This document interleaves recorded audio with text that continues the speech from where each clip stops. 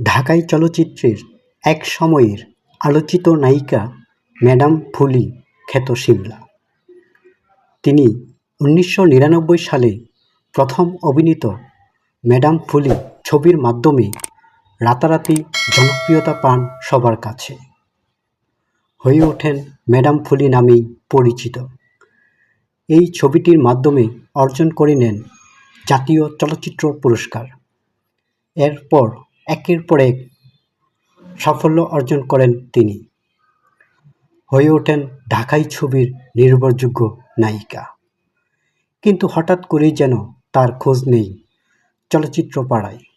জানা গিয়েছে সঙ্গীত শিল্পী বাপ্পি লাহিড়ীর মাধ্যমে বলিউড চলচ্চিত্রে যোগাযোগ হয় তার।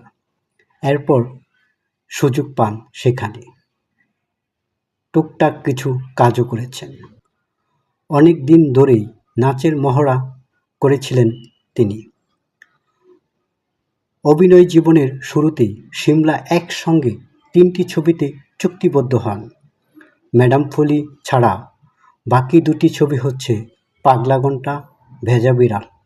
মাত্র কয়েক বছরে ৩৫টির মতো বেশি ছবিতে অভিনয় করেছেন এই নায়িকা।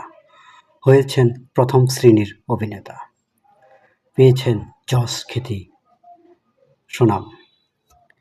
কিন্তু হঠাৎ করেই তিনি হারিয়ে যান চলচ্চিত্র থেকে।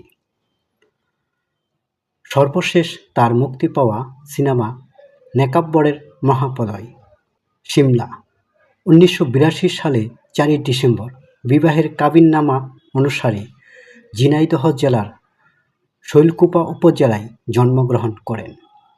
২০০৯ সালে তিনি সৈয়দ ওয়াহিদুজ্জামান ডায়মন্ড পরিচালিত গঙ্গা যাত্রা চলচ্চিত্রে ফেরদৌস ও সাদিকা পারভীন পপির সাথে পার্শ্ব চরিত্রে অভিনয় করেছেন।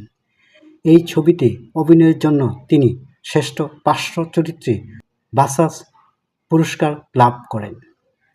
তার অভিনীত অন্যান্য ছবির মধ্যে নেকাব্বরের মহাপ্রলয়, ২০০৩ সালে কলকাতায় সমাধি চলচ্চিত্রে গোবিন্দর বিপরীতেও অভিনয় করেছেন এই নায়িকা।